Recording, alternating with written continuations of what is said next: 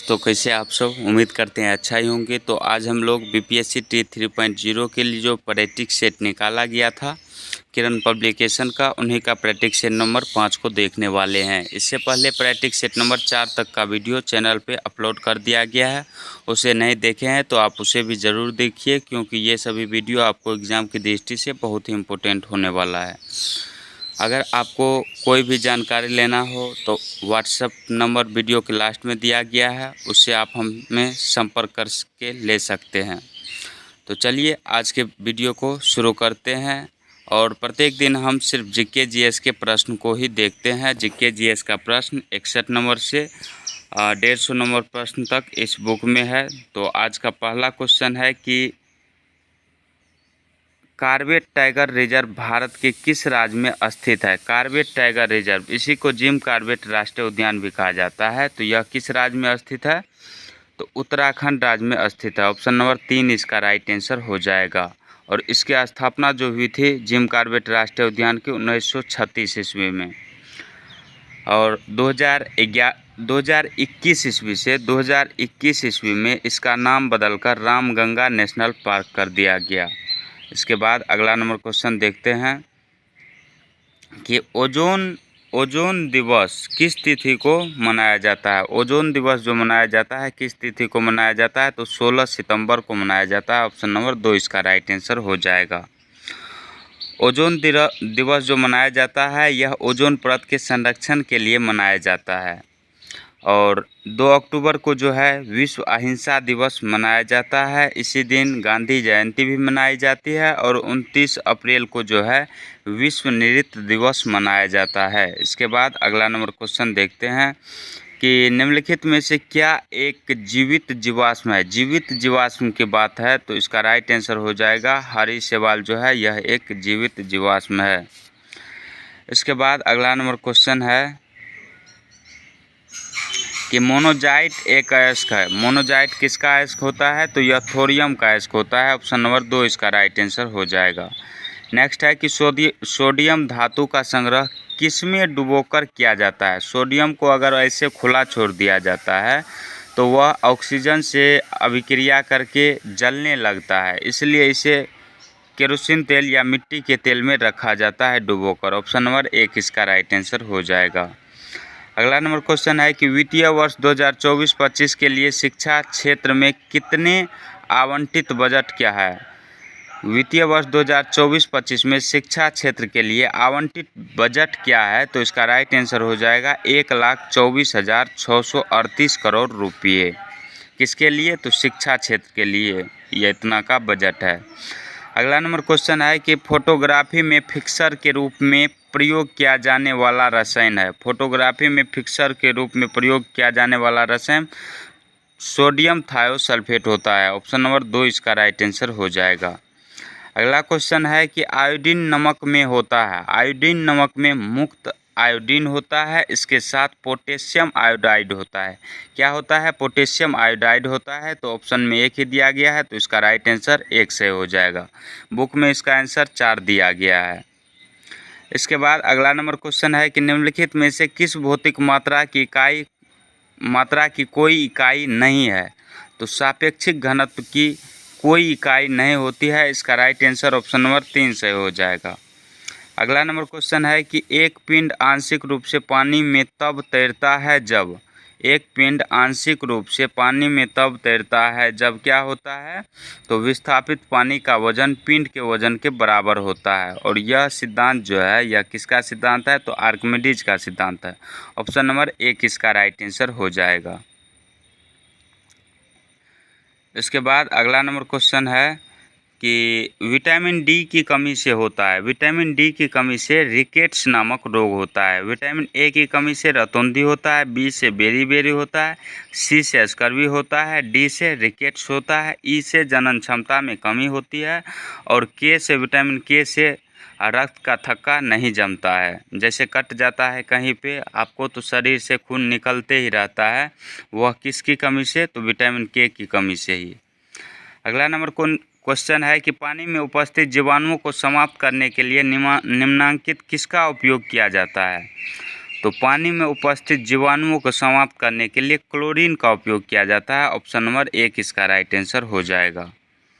इसके बाद अगला नंबर क्वेश्चन है कि एस्पिरिन है एक, एस्पिरिन जो होता है यह एक दर्द निवारक होता है, दर्द निवारक दवा होता है। ऑप्शन नंबर 1 इसका राइट आंसर हो जाएगा। इसके बाद अगला नंबर क्वेश्चन है कि नीचे दो वक्तव्य दिए गए हैं, एक को अभिकथन दूसरे को कारण कहा गया है। नीचे दिए गए कूट की सहायता से सही उत्तर का चयन कीजिए। नायलॉन कपड़ों के निर्माण हेतु बहुत प्रचलित हुआ, क्या है यह कथन? सही है।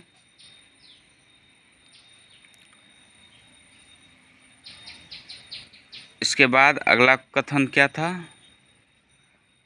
कारण है दिया हुआ कि नायलॉन रेशा परवल प्रत्यास्थ था और हल्का था, यह चमकीला और घुलने में सुगम था।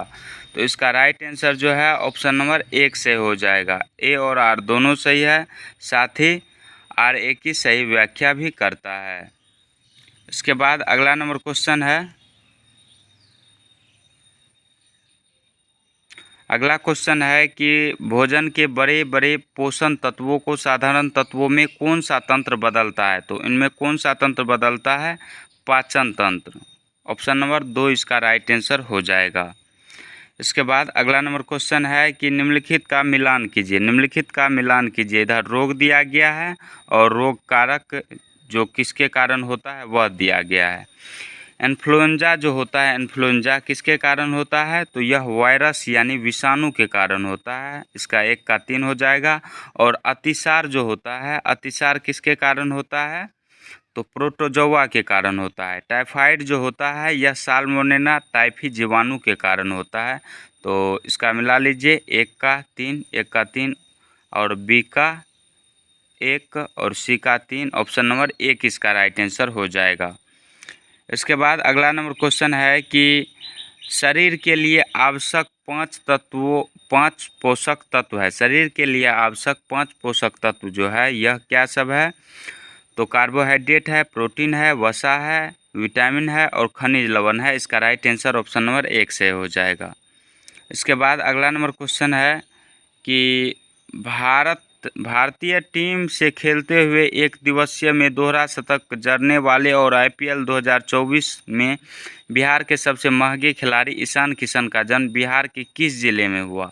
तो बिहार के नालंदा जिले में इसका जन्म हुआ था। कब हुआ था? 18 जुलाई 1998 ईस्वी को हुआ था। किसका जन्म? तो ईशान किशन का जन्म बिहार के नालंदा जिला में हुआ था।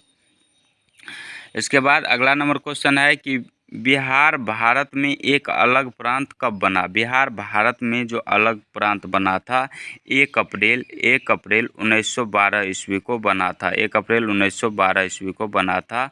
और 1 अप्रैल 1936 ईस्वी को 1 अप्रैल 1936 ईस्वी को इससे अलग होकर उड़ीसा एक प्रांत बना। और 15 नवंबर 2000 ईस्वी को बिहार से फिर झारखंड अलग हो गया। इसके बाद अगला नंबर क्वेश्चन देखते हैं कि हमारी आँख के किस भाग पर वस्तु का प्रतिबिंब बनता है? वस्तु का प्रतिबिंब हमारी आँख के किस भाग पर पड़ता है? तो रेटिना पर पड़ता है। ऑप्शन नंबर 3 इसका राइट आंसर हो जाएगा। रेटिना पर जो वस्तु का प्रतिबिंब बनता है वह वास्तविक होता है एवं उल्टा होता है। अगला नंबर क्वेश्चन है कि शॉर्ट सर्किट अथवा बिजली से लगी आग को बुझाया जा सकता है। बिजली से लगी आग को किसके द्वारा बुझाया जा सकता है? तो पानी तो नहीं होगा, क्योंकि पानी में विद्युत धारा प्रभावित होने लगेगा तो और भी समस्या हो सकती है। तो इसका राइट आंसर जो है बालू अथवा मिट्टी, बालू तथा मिट्टी के द्वारा बिजली से या शॉर्ट सर्किट से लगी हुई आग को बुझाया जाता है। ऑप्शन नंबर 1 से हो जाएगा। इसके बाद अगला नंबर क्वेश्चन है कि अगर किसी व्यक्ति का हाथ जंग लगे लोहे के टुकड़े से कट गया हो तो उसे पानी से हाथ धोना चाहिए, दर्द निवारक सुई लेना चाहिए, टिटनेस की सुई लेना चाहिए। तो इसे टिटनेस की सुई लेनी चाहिए, क्योंकि जब जंग लगे लोहे से हाथ कट जाता है तो अगर उसमें कुछ उसका अंश रह जाता है तो बाद में वह कैंसर का समस्या उत्पन्न कर देता है। इसके बाद अगला नंबर क्वेश्चन है कि 1931 में भारतीय राष्ट्रीय कांग्रेस के कराची अधिवेशन के लिए सरदार पटेल की अध्यक्षता में जिन्होंने मौलिक अधिकार और आर्थिक कार्यक्रम पर संकल्प मसौदा तैयार किया, तो यह किसने किया था? तो पंडित जवाहरलाल नेहरू ने। ऑप्शन नंबर 2 इसका राइट आंसर हो जाएगा। और 1931 में भारतीय राष्ट्रीय कांग्रेस के कराची अधिवेशन की अध्यक्षता किसने किया था? तो सरदार वल्लभ भाई पटेल ने किया था। इसके बाद अगला नंबर क्वेश्चन है कि आधुनिक भारत में सरदार वल्लभ भाई पटेल का सबसे महत्वपूर्ण योगदान निम्नलिखित में से कौन सा है? तो यह क्या किया था? देशी रियासतों को एकीकृत किया था, यानी एक किया था, मिलाया था। तो रियासत के एकीकरण की उनकी उपलब्धि जानी जाती है आधुनिक भारत में उनका महत्वपूर्ण योगदान के रूप में। इसके बाद अगला नंबर क्वेश्चन है कि जैन तीर्थंकरों के अंतिम उत्तराधिकार थे। तो अंतिम उत्तराधिकार कौन थे? महावीर स्वामी थे। ऑप्शन नंबर 3 इसका राइट आंसर हो जाएगा। इसके बाद अगला नंबर क्वेश्चन देखते हैं कि भारत का राष्ट्रगान किसने लिखा था? भारत का राष्ट्रगान जो है यह किसके द्वारा लिखा गया? तो रविन्द्रनाथ टैगोर के द्वारा। और वही बांग्लादेश का भी राष्ट्रीय गान किसके द्वारा लिखा गया? तो रविन्द्रनाथ टैगोर के द्वारा ही लिखा गया। और बंकिम चंद्र चटर्जी जो है यह राष्ट्रीय गीत की रचना किए। किसकी रचना किए? राष्ट्रीय गीत की रचना किए। और राष्ट्रगान की गायन अवधि जो होती है वह 52 सेकेंड होती है, वहीं राष्ट्रगीत की गायन अवधि जो होती है वह 65 सेकेंड होती है। इसके बाद अगला नंबर क्वेश्चन है कि कलिंग युद्ध और उसके बाद के शासन की जानकारी हमें किससे प्राप्त होती है? तो यह हमें इसकी जानकारी किससे प्राप्त होती है? तो अशोक के 13वें शिलालेख के से हमें यह जानकारी प्राप्त होती है। इसके बाद अगला नंबर क्वेश्चन है कि बछेंद्री पाल भारत की पहली और संसार की 5वीं ऐसी महिला बन गई जिन्होंने एवरेस्ट पर कदम रखा। वह भारत के किस राज्य से संबंधित है? तो बछेंद्री पाल जो है यह भारत के किस राज्य से संबंधित है? तो उत्तराखंड राज्य से। ऑप्शन नंबर 3 इसका राइट आंसर हो जाएगा। और उत्तराखंड के यह उत्तरकाशी जिले के नकुड़ी गांव से संबंधित है। और यह किस जनजाति से थे? तो भोटिया जनजाति से थे। कौन? बछेंद्री पाल। इसके बाद अगला नंबर क्वेश्चन है कि कथन और अभिकथन और कारण दिया गया है। तो चलिए देखते हैं। सही उत्तर का यहाँ पे दिया गया है, सही उत्तर का चयन करना है। ज़्यादातर पक्षियों की आंखें अस्थिर होती है और उनकी पुतली घूम नहीं सकती। यह अभिकथन क्या है? सही है। ज़्यादातर पक्षी अपनी गर्दन बहुत अधिक हिलाते हैं। यहाँ पे क्या आँख की बात किया गया है, यहाँ पे गर्दन की बात किया गया है। ये दोनों से है, लेकिन ये जो है आर की सही व्याख्या कर रहा है? नहीं कर रहा है। तो इसका राइट आंसर जो है ऑप्शन नंबर 2 सही हो जाएगा। इसके बाद अगला नंबर क्वेश्चन है कि जनवरी 2024 में MS स्वामीनाथन पुरस्कार से किसे सम्मानित किया गया है? जनवरी 2024 में MS स्वामीनाथन पुरस्कार से किसे सम्मानित किया गया है? तो प्रोफेसर BR कंबोज को। ऑप्शन नंबर 3 इसका राइट आंसर हो जाएगा। इसके बाद अगला नंबर क्वेश्चन है कि निम्नलिखित में से कौन सी ग्लोबल वार्मिंग को बढ़ावा देती है? निम्नलिखित में से कौन सी गैस ग्लोबल वार्मिंग को बढ़ावा देती है? तो इसका राइट आंसर ऑप्शन नंबर 3 से हो जाएगा। Methane gas, carbon dioxide gas, nitrous gas यानी नाइट्रस ऑक्साइड गैस और जलवाष्प गैस, ये सब मिलकर ग्लोबल वार्मिंग को बढ़ावा देती है, ये सभी गैस। इसके बाद अगला नंबर क्वेश्चन है कि नीचे लिखी गई चीज़ों में से कौन सी बायोडिग्रेडेबल है? यानी कौन मिट्टी में अपघटित हो जाता है, यानी मिट्टी में मिल जाता है? तो बड़ा लक्कर, इसके बाद प्लास्टिक नहीं मिलता है, सोने का तार भी नहीं मिलता है, भुना हुआ चिकन जो है यह मिल जाएगा, और क्रेडिट कार्ड जो है यह भी नहीं मिलेगा, लेकिन सेब जो है मिल जाएगा। तो इनमें से 1, 4 और 6 सही हो जाएगा। ऑप्शन नंबर 3 इसका राइट आंसर हो जाएगा। इसके बाद फिर अभिकथन और कारक दिया गया है और सही उत्तर की ही चयन इसमें भी करना है। तो दिया गया है कि पौधे एवं जंतु वायुमंडलीय नाइट्रोजन का उपयोग सीधे नहीं कर सकते। तो यह कथन क्या है? सही है। जब नाइट्रोजन उपयोगी यौगिकों में परिवर्तित हो जाती है, पौधे इसका उपयोग मिट्टी में जड़ तंत्र द्वारा करते हैं, ये भी सही है। लेकिन ये जो है आर का सही व्याख्या नहीं करता है, लेकिन यह दोनों सही है। तो इसका राइट आंसर ऑप्शन नंबर 2 सही हो जाएगा। इसके बाद अगला नंबर क्वेश्चन है कि भारतीय संविधान के 52वें संशोधन अधिनियम 1985 के अंतर्गत 10वीं अनुसूची निम्नलिखित में से किससे संबंधित है? 10वीं अनुसूची जो है यह दल बदल से संबंधित है, दल बदल से संबंधित है। और यह जो है संविधान में जो 52वां संविधान संशोधन 1985 ईस्वी के द्वारा दल बदल को संविधान के अंतर्गत जोड़ा गया। किसमें? तो अनुसूची में जोड़ा गया। और यह क्वेश्चन था कि 10वीं अनुसूची निम्नलिखित में से किससे संबंधित है? तो यह एंटी डिफेक्शन अधिनियम से संबंधित है, एंटी डिफेक्शन अधिनियम से संबंधित है। इसका जो है एंटी डिफेक्शन अधिनियम का अर्थ क्या होता है? तो दल विरोधी अधिनियम या दल विरोधी कानून इसे कह सकते हैं। तो वही दल बदल से संबंधित है अनुच्छेद 10। अगला नंबर क्वेश्चन है कि सवाना घास के मैदान पाए जाते हैं। सवाना घास के मैदान जो पाए जाते हैं यह अफ्रीका में पाए जाते हैं। ऑप्शन नंबर 2 इसका राइट आंसर हो जाएगा।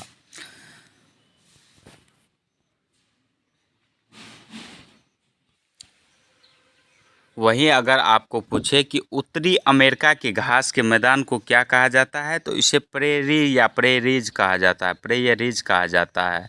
और ऑस्ट्रेलिया के घास के मैदान को डाउन्स कहा जाता है। इसके बाद अगला नंबर क्वेश्चन देखते हैं कि भारतीय संविधान का कौन सा अनुच्छेद भारतीय नागरिक को समानता का अधिकार प्रदान करता है? तो अनुच्छेद 14 में क्या है? समानता का अधिकार है। इसके बाद इम्पोर्टेंट है कि अनुच्छेद 17 में क्या है? तो छुआछूत का अंत किया गया है। अनुच्छेद 18 में उपाधियों का अंत किया गया है। इसके बाद अगला नंबर क्वेश्चन है कि निम्नलिखित में से कौन सा ग्रह जीवन के अस्तित्व के लिए उपयुक्त हो सकता है? जीवन के अस्तित्व के लिए उपयुक्त हो सकता है, तो यह कौन सा ग्रह है? तो मंगल ग्रह है। ऑप्शन नंबर 1 इसका राइट आंसर हो जाएगा।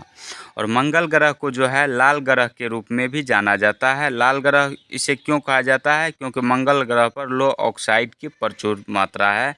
इसी के कारण इसे यानी मंगल ग्रह को लाल ग्रह कहा जाता है। मंगल के 2 उपग्रह भी हैं जिसे फोबोस एवं डिमोस कहा जाता है। इसके बाद अगला नंबर क्वेश्चन है कि रिएक्टर स्केल का प्रयोग डैश मापने के लिए किया जाता है? रिएक्टर स्केल का प्रयोग जो किया जाता है भूकंप की तीव्रता को मापने के लिए किया जाता है। तो इसका राइट आंसर ऑप्शन नंबर 1 से हो जाएगा। इसके बाद इसमें भी सही उत्तर का आपको चयन करना है। दिया गया है अभिकथन कि धमनियों में रक्त का प्रवाह तेजी से व अधिक दाब पर होता है। यह कथन क्या है? तो यह कथन सही है। और धमनियाँ की जो है भित्तियाँ मोटी और प्रत्यास्थ होती है, ये भी सही है। तो अभिकथन भी सही है, कारण भी सही है, लेकिन ये जो है आर की व्याख्या नहीं करता है। तो इसका राइट आंसर ऑप्शन नंबर 2 सही हो जाएगा। इसके बाद अगला नंबर क्वेश्चन है कि निम्नलिखित का मिलान कीजिए। निम्नलिखित का आपको क्या करना है? मिलान करना है। मिट्टी का वर्गीकरण है और कण की प्रकृति दिया गया है। कण की प्रकृति एक साइड दिया गया है।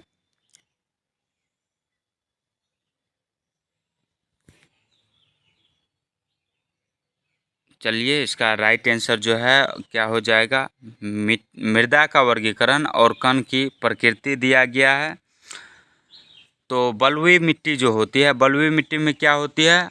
अधिक मात्रा में बड़े कण होते हैं। अधिक मात्रा में क्या होते हैं? बड़े कण होते हैं। और मृन्मय मृदा में क्या होता है? मृन्मय मृदा में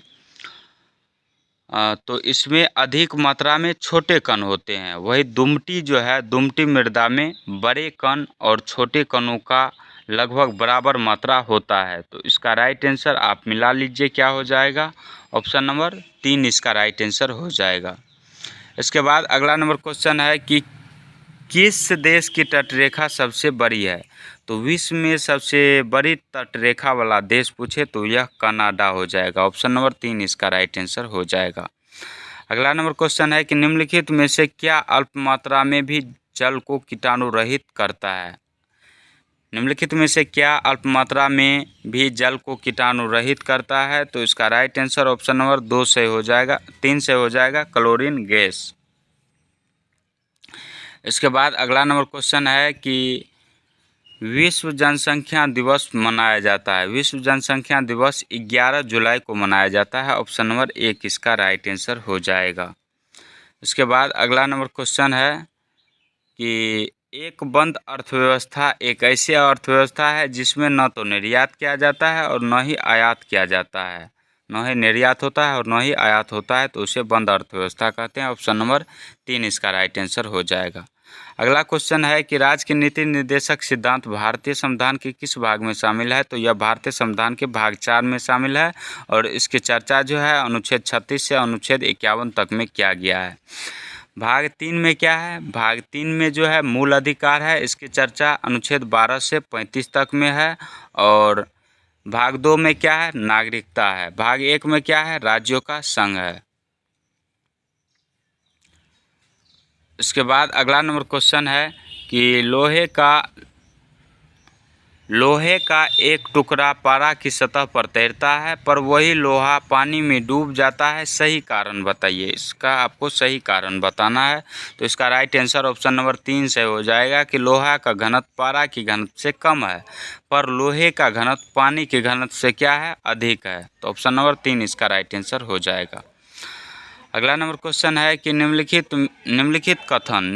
कथन ठंडे मरुस्थल जैसे लेह के घरों के निर्माण से संबंधित है। दिए हुए कूट की सहायता से सही उत्तर का चयन कीजिए। तो ये घर जो होते हैं यह पत्थरों से बनाए जाते हैं, साथ ही 2 मंजिला बनाई जाती है। और नीचे वाला घर जो होता है वह जानवरों के लिए और कुछ संसाधन रखने के लिए बनाया जाता है। नीचे वाले घर में खिड़की नहीं होती है। तो यह कथन क्या है? सही है। इन घरों का भूतल ज़्यादातर जानवरों को रखने के काम आता है, तो ये भी सही है। इसके बाद अगला क्वेश्चन है कि भूतल पर वायु संचालन के लिए खिड़कियों का निर्माण किया जाता है। नहीं, खिड़की का निर्माण नहीं किया जाता है, यानी इसका right answer option number A और बी 2 ही सही है। तो ऑप्शन नंबर 1 सही हो जाएगा। अगला क्वेश्चन है कि निम्नलिखित ध्वनियों में से कौन सी ध्वनि मनुष्य सुन नहीं सकता है? ऐसा प्रश्न जो दिया जाता है तो नहीं पे सभी का कम ध्यान ही रहता है। तो मनुष्य जो सुन सकता है कितनी ध्वनि से कितनी ध्वनि तक? 20 हर्ट्ज से लेकर 20,000 हर्ट्ज, 20,000 हर्ट्ज या 20 किलो हर्ट्ज तक की ध्वनि को सुन सकता है। तो इसका राइट आंसर जो है जाएगा नहीं सुन सकता है, तो 10 हर्ट्ज की आवर्ती ध्वनि को नहीं सुन सकता है और 50,000 हर्ट्ज की ध्वनि को भी नहीं सुन सकता है, क्योंकि 20 से 20,000 हर्ट्ज तक की ध्वनि को सुन सकता है। तो नहीं पूछा गया था, तो इसका राइट आंसर जो है ऑप्शन नंबर 3 से हो जाएगा, ए और डी से हो जाएगा। अगला क्वेश्चन है कि स्टेनलेस स्टील एलॉय एक मिश्रण है। तो स्टेनलेस स्टील एलॉय एक मिश्रण होता है, तो किसका किसका होता है? तो निकेल का होता है, कार्बन का होता है, क्रोमियम का होता है और लोहा का होता है। ऑप्शन नंबर 2 इसका राइट आंसर हो जाएगा। अगला नंबर क्वेश्चन है कि महाकाव्य महाभारत का मूल नाम है। महाकाव्य महाभारत का मूल नाम क्या है? तो जय संहिता है। ऑप्शन नंबर 2 इसका राइट आंसर हो जाएगा। अगला क्वेश्चन है कि किसी गर्भवती महिला के प्रसवोपरांत निकलने वाले पहले दूध को कहते हैं, तो इसे खीस या कोलेस्ट्रम कहा जाता है। ऑप्शन नंबर 1 से हो जाएगा। अगला क्वेश्चन है कि ग्लिम्पसेस ऑफ वर्ल्ड हिस्ट्री के लेखक कौन है? ग्लिम्पसेस ऑफ वर्ल्ड हिस्ट्री पुस्तक के जो लेखक हैं वह कौन है? जवाहरलाल नेहरू है। और ये पुस्तक जो है इसका हिंदी क्या होता है? तो विश्व इतिहास की झलक। विश्व इतिहास की झलक किसके द्वारा लिखा गया? तो जवाहरलाल नेहरू के द्वारा। अगला नंबर क्वेश्चन है कि कल के रहने योग्य शहर विषय पर वैश्विक शिखर सम्मेलन भारत के किस शहर में आयोजित किया गया था? तो यह गांधीनगर गुजरात में किया गया था इसका आयोजन। ऑप्शन नंबर 3 इसका राइट आंसर हो जाएगा। नेक्स्ट है कि थाईपुसम त्यौहार निम्नलिखित में से किस धर्म में मनाया जाता है? तो यह हिंदू धर्म के द्वारा तमिल लोगों के द्वारा मनाया जाता है। ऑप्शन नंबर 3 इसका राइट आंसर हो जाएगा। नेक्स्ट है कि भारत के राष्ट्रपति के रूप में सर्वाधिक लंबा कार्यकाल किसका था? तो यह था डॉक्टर राजेंद्र प्रसाद का। डॉक्टर राजेंद्र प्रसाद जो थे यह भारत के प्रथम राष्ट्रपति थे और इसका जन्म जो हुआ था यह बिहार में ही हुआ था, बिहार के सारण जिले में हुआ था। इसके बाद अगला नंबर क्वेश्चन है कि बिहार राज्य के भागलपुर में नाथनगर क्षेत्र प्रसिद्ध है। नाथनगर क्षेत्र किसके लिए प्रसिद्ध है? तो यह रेशम उद्योग के लिए प्रसिद्ध है। ऑप्शन नंबर 2 इसका राइट आंसर हो जाएगा। और बिहार का सिल्क सिटी यानी रेशम वस्त्र उद्योग किसे कहा जाता है? तो भागलपुर को ही कहा जाता है। इसका राइट आंसर ऑप्शन नंबर 2 सही हो जाएगा। इसके बाद अगला नंबर क्वेश्चन है कि उर्वरक के बारे में क्या सही है। उर्वरक के बारे में क्या सही दिया गया है यह बताना है आपको। तो इसका राइट आंसर जो है, उर्वरक रासायनिक पदार्थ हैं जो विशेष पोषक से समृद्ध होते हैं। तो कथन क्या है, सही है। इसके बाद जो है, उर्वरक में पादप पोषक जैसे कि नाइट्रोजन, फास्फोरस और पोटेशियम होते हैं। ऑप्शन नंबर डी इसका राइट आंसर हो जाएगा। ए और डी दोनों सही है। तो चलिए ऑप्शन देखते हैं। ऑप्शन नंबर 2 इसका राइट आंसर हो जाएगा। इसके बाद अगला नंबर क्वेश्चन है कि पौधे के विकास व वृद्धि के लिए सबसे उपयुक्त मिट्टी है। पौधे के विकास व वृद्धि के लिए सबसे उपयुक्त मिट्टी जो मानी जाती है वह दोमट मिट्टी मानी जाती है। ऑप्शन नंबर 1 इसका राइट आंसर हो जाएगा। और दोमट मिट्टी जो है, दोमट मिट्टी मुख्य रूप से जल अवशोषित करती है। और भारत में सबसे अधिक मिट्टी कौन सी है, तो जलोढ़ मिट्टी है। भारत में सबसे अधिक मिट्टी जलोढ़ मिट्टी है। अगला नंबर क्वेश्चन है कि महिलाओं के मताधिकार से संबंधित सफ्रागेट्स मूवमेंट किस देश में चलाया गया। तो यह ग्रेट ब्रिटेन यानी इंग्लैंड देश में चलाया गया था। ऑप्शन नंबर 1 इसका राइट आंसर हो जाएगा। इसके बाद अगला नंबर क्वेश्चन है कि एक मांसाहारी जंतु जिसके शरीर पर धारियां होती है अपने शिकार को पकड़ते समय बहुत तेज़ी से भागता है, उसके पाए जाने की संभावना है। तो वह किस क्षेत्र में पाया जाता है, उष्णकटिबंधीय वर्षावन में पाया जाता है। ऑप्शन नंबर 3 इसका राइट आंसर हो जाएगा।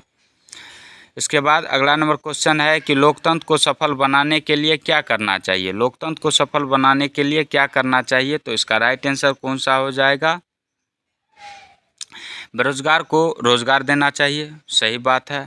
सिर्फ शिक्षित लोगों को मतदान का अधिकार है, ये गलत दिया गया है, क्योंकि इसमें शिक्षित, अशिक्षित, निरक्षर और जो पढ़ा लिखा है वह लोग सब भाग ले सकता है, तभी लोकतंत्र हमारा सफल हो पाएगा। सुदृढ़ पंचायती राज, ये भी लोकतंत्र को सफल बनाने की स्तर है या क्रम है। और नागरिक को ईमानदार और उत्तरदायी होना चाहिए लोकतंत्र को सफल बनाने के लिए। यानी 1, 3 और 4 तीनों सही है। तो इसका राइट आंसर ऑप्शन नंबर 2 इसका राइट आंसर हो जाएगा। 2 इसका राइट आंसर हो जाएगा। इसके बाद अगला नंबर क्वेश्चन है कि भारत के पहले उप प्रधानमंत्री कौन थे। भारत के पहले उप प्रधानमंत्री सरदार पटेल थे। ऑप्शन नंबर 1 इसका राइट आंसर हो जाएगा।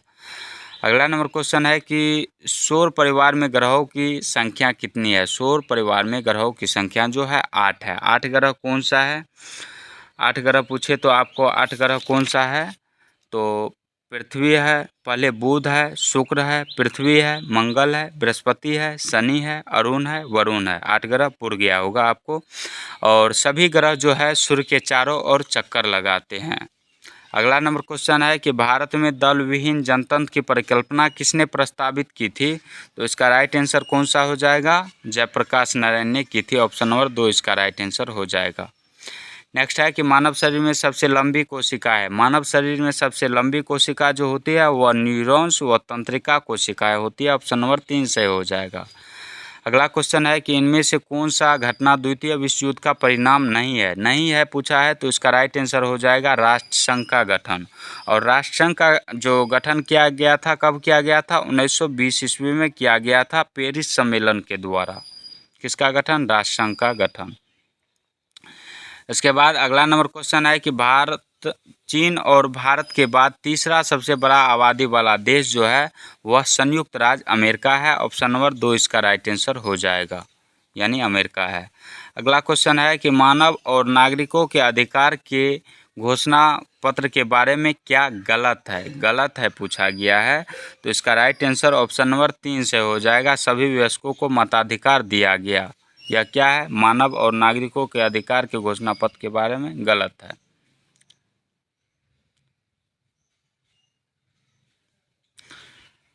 उसके बाद अगला नंबर क्वेश्चन है कि अचार को लंबी अवधि तक रखना हो तो उसे क्या करना चाहिए, पानी डालकर रखना चाहिए।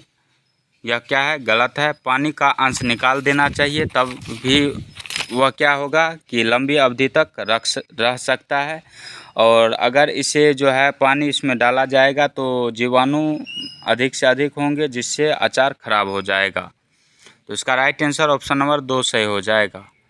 अगला नंबर क्वेश्चन है कि पेशावर एवं काबुल किसके माध्यम से एक दूसरे से जुड़े हुए हैं? तो खैबर दर्रा से। खैबर दर्रा कहाँ पे है? तो पाकिस्तान में है। खैबर दर्रा कहाँ स्थित है? पाकिस्तान में मुख्य रूप से। अगला नंबर क्वेश्चन है कि किस राज्य को चावल का कटोरा कहा जाता है? चावल का कटोरा जो है वह आंध्र प्रदेश राज्य को कहा जाता है। चावल का कटोरा आंध्र प्रदेश राज्य को कहा जाता है। वहीं पूछे चावल अनुसंधान केंद्र कहाँ पे स्थित है? तो कटक उड़ीसा में अवस्थित है। और देश में पूछे किस देश में चावल अनुसंधान केंद्र है? तो फिलीपींस मनीला में है। अगला नंबर क्वेश्चन है कि आहार श्रृंखला में मौजूद मेढक, टिड्डा, घास और सांप में यदि लगा दिया है कि घास प्रथम पोषीय स्तर पर है तो तृतीय पोषीय स्तर पर होगा। तृतीय पोषीय स्तर पर तब मेढक हो जाएगा। ऑप्शन नंबर 1 सही हो जाएगा। अगला क्वेश्चन है कि भारतीय नौसेना में सेना के कर्नल के बराबर कौन सा रैंक है? सेना के कर्नल के बराबर भारतीय सेना में कौन सा रैंक है? तो इसका राइट आंसर हो जाएगा ग्रुप कप्तान जो होता है वह बराबर होता है उसके। अगला नंबर क्वेश्चन है कि निम्नलिखित में से कौन सी फसल नाइट्रोजन नियंत्रण में सहायक होती है? नाइट्रोजन नियंत्रण में सहायक होती है मटर फसल। ऑप्शन नंबर 3 इसका राइट आंसर हो जाएगा। अगला क्वेश्चन है कि दूध को सूक्ष्मजीवों से मुक्त करने की प्रक्रिया को पाश्चुरीकरण कहा जाता है, क्योंकि इसकी खोज जो की थी तो लुई पाश्चर ने की थी। लुई पाश्चर से ही पाश्चुरीकरण प्रक्रिया नाम रखा गया। तो इसका राइट आंसर ऑप्शन नंबर 3 सही हो जाएगा। इसके बाद अगला नंबर क्वेश्चन है कि प्रशांत महासागर अटलांटिक महासागर को कौन सी लिंक नहर जोड़ती है? तो यह पनामा नहर जोड़ती है। ऑप्शन नंबर 3 सही हो जाएगा। नेक्स्ट है कि विश्व बैंक की नवीनतम प्रवासन और विकास रिपोर्ट के अनुसार 2023 में पर्यटन का सबसे बड़ा प्राप्तकर्ता देश कौन सा है? तो यह कौन सा देश है? भारत है। ऑप्शन नंबर 2 सही हो जाएगा। अगला क्वेश्चन अभिकथन और कारण दिया गया है और सही कथन के आपको चयन करना है।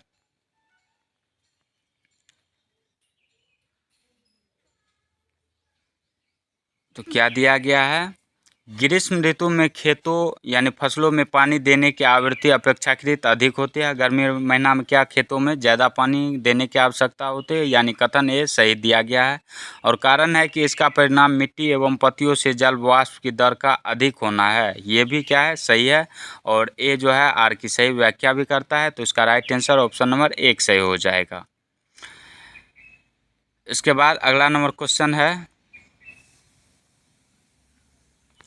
कि महात्मा गांधी ने किस वर्ष दांडी मार्च आयोजित किया था? तो दांडी मार्च कब आयोजित किया था महात्मा गांधी ने? तो 1930 ईस्वी में। इसका राइट आंसर ऑप्शन नंबर 2 सही हो जाएगा। नेक्स्ट है कि बिहार में जल मंदिर कहाँ स्थित है? बिहार में जल मंदिर पावापुरी में स्थित है। और भगवान महावीर की जो मृत्यु हुई थी वह कहाँ पे हुई थी? तो पावापुरी में ही हुई थी। अगला नंबर क्वेश्चन है कि शीर्ष मुद्रा के बारे में निम्नलिखित में से कौन सा कथन सत्य है? सत्य पूछा गया है। तो इसका राइट आंसर जो है ऑप्शन नंबर 2 से हो जाएगा कि यह कई जीवों जैसे कृमियों और कीटकों को आवास प्रदान करती है। कौन सा? तो शीर्ष मुद्रा। ऑप्शन नंबर 2 इसका राइट आंसर हो जाएगा। इसके बाद अगला नंबर क्वेश्चन है कि निम्नलिखित में से कौन सी अक्षांश रेखा भारत से होकर गुजरती है? तो भारत से होकर कर्क रेखा गुजरती है। और कर्क रेखा जो है भारत के कुल 8 राज्यों से होकर गुजरती है। कर्क रेखा लगभग भारत के बीचों बीच से होकर गुजरती है। कर्क रेखा 23.5 डिग्री उत्तरी अक्षांश रेखा को कहा जाता है। मकर रेखा 23.5 डिग्री दक्षिणी अक्षांश रेखा को कहा जाता है। और विषुवत रेखा 0 डिग्री रेखा को विषुवत रेखा कहा जाता है। 0 डिग्री अक्षांश रेखा को विषुवत रेखा कहा जाता है। अगला क्वेश्चन है कि सौरमंडल का सबसे बड़ा ग्रह कौन सा है? बड़ा उपग्रह कौन सा है? बड़ा ग्रह पूछता तो बड़ा ग्रह बृहस्पति है। छोटा ग्रह बुध है। और सौरमंडल का सबसे बड़ा उपग्रह जो है वह गैनीमीड है। क्या है? गैनीमीड है। तो ऑप्शन नंबर 5 इसका राइट आंसर हो जाएगा। ऑप्शन में नहीं दिया गया था। अगला क्वेश्चन है कि यदि अश्व एकाएक चलना प्रारंभ कर दे तो अश्वारोही के पीछे की तरफ गिरने की आशंका का कारण होगा। तो क्या हो जाएगा? विश्राम जरत हो जाएगा। इसका राइट आंसर ऑप्शन नंबर 3 से हो जाएगा। इसके बाद अगला नंबर क्वेश्चन है कि ब्रिटिश राज में भारत के पहले गवर्नर जनरल कौन थे? ब्रिटिश राज में भारत के पहले गवर्नर जनरल जो थे वह लॉर्ड विलियम बेंटिक थे। ऑप्शन नंबर 3 इसका राइट आंसर हो जाएगा।